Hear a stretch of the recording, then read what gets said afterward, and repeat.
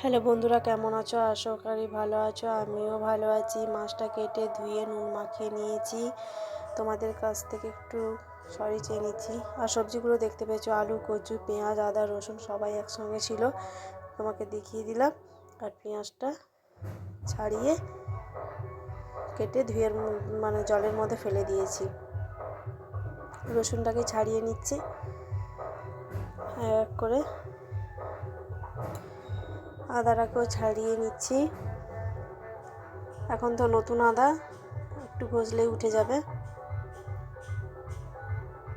হয়ে গেছে আমার। পেঁয়াজগুলোকে এবার কুচিয়ে নিচ্ছি, কারণ কেটে জলে ফেলা ছিল।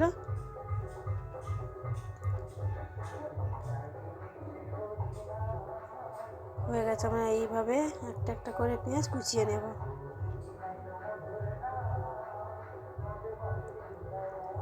পেঁয়াজগুলোর গজা বেরিয়ে গেছে। অনেক তো পেঁয়াজ কিনেছিলাম। এটা ছিল আলু আর কচু।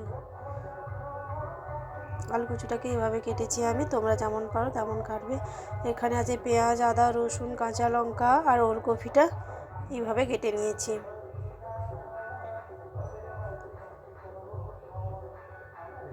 আর আদাটাকে শিলনোড়ার মধ্যে বেটে নেব। আদা বাটা হয়ে গেছে, তারপরে আবার রসুনটা দিয়েছি। রসুনটা বেটে নেব।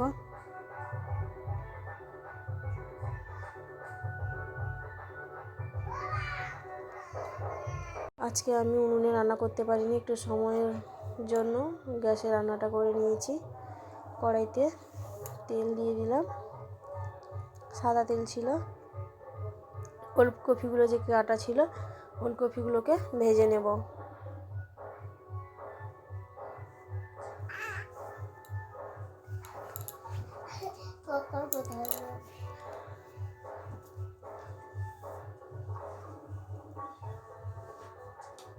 বন্ধুদের যদি ভালো লাগে লাইক, কমেন্ট, শেয়ার, সাবস্ক্রাইব করে পাশে থেকো। তোমাদের মহামূল্যবান দেওয়ার জন্য তোমাদেরকে অনেক অনেক ধন্যবাদ আমার ইউটিউব বন্ধুদের। আমার ওলকপিটা কিন্তু ভাজা হয়ে গেছে। তুলে নেব একটা জায়গার মধ্যে। আর তোমাদের কাছ থেকে একটু ক্ষমা চেয়ে নিচ্ছি। কি বলো তো, আমাদের এখানটায় অনুষ্ঠান হচ্ছে, পাশের বাড়িতে মাইক চলছে। আজকে 2 দিন ধরে মাইক চলছে, কোনো কিছু করার নেই। তার জন্য তোমাদের কাছে অত্যন্তভাবে অনুরোধভাবে ক্ষমা চেয়ে নিচ্ছি।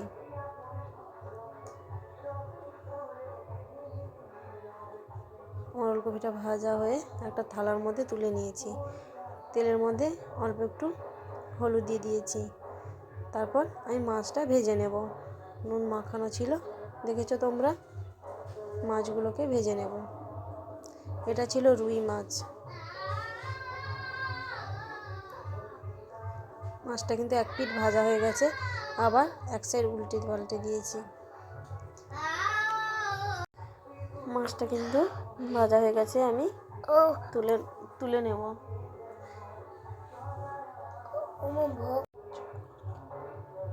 মাছগুলো ভাজা হয়ে গেছে, আমি একটা জায়গার মধ্যে তুলে নিয়েছি। তারপর সাইডের একটা কাঁচা মাছ তেলের মধ্যে দিয়ে দিচ্ছি। এক এক করে ভেজে নিয়ে তুলে নেব, আবার এক এক করে দিয়ে দিচ্ছি তেলের মধ্যে, কারণ ভাজতে বাকি ছিল আর কয়েকটা মাছ।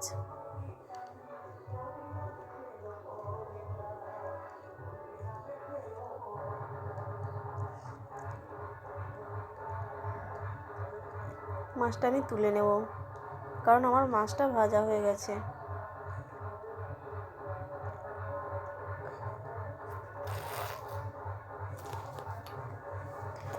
আমি আলু আর কচুটা যে কেটে নিয়েছিলাম, ওটাকে একটু তেলের মধ্যে ভেজে নেব।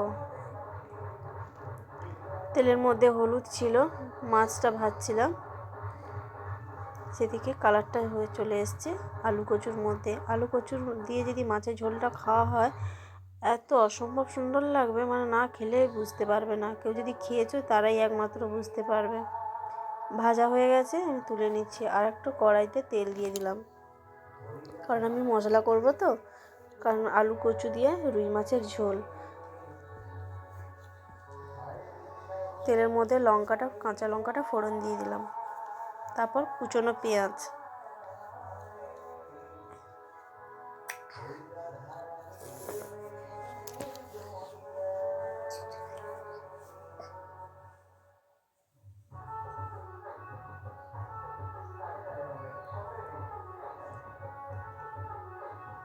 রসুন দিয়ে দিয়েছি, আদাও দিয়ে দিলাম। একসঙ্গে আদা রসুন পেঁয়াজকে ভালো করে তেলের মধ্যে একটু ভালো করে মশলাটা কষে নেব।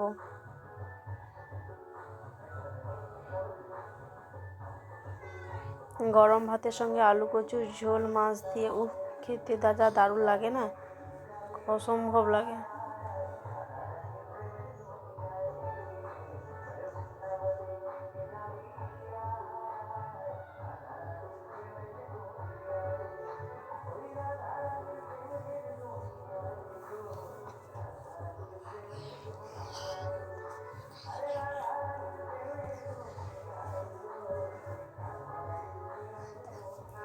টমেটোটা কেটে রেখেছিলাম, টমেটোটা দিয়ে দিলাম।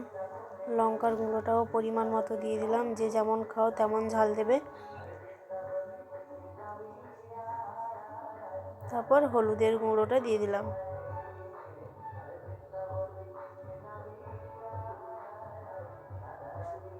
একসঙ্গে মিশ্রণটা করে নিলাম মশলা, তার মধ্যে ভেজে রাখা আলু কচু দিয়ে দিলাম।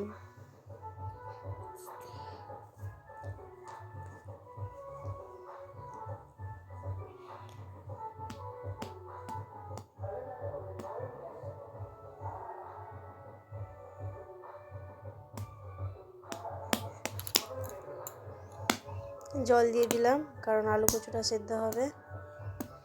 আর আলু কচু তো খুব জল টানে, মানে তার জন্য একটু জলটা দিয়ে দিলাম সেদ্ধ হওয়ার জন্য।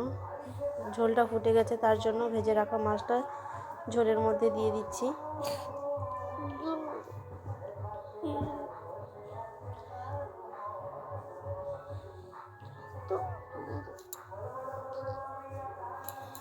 মাছটা কিন্তু আমার ফুটে এসছে, প্রায় হয়েও এসছে।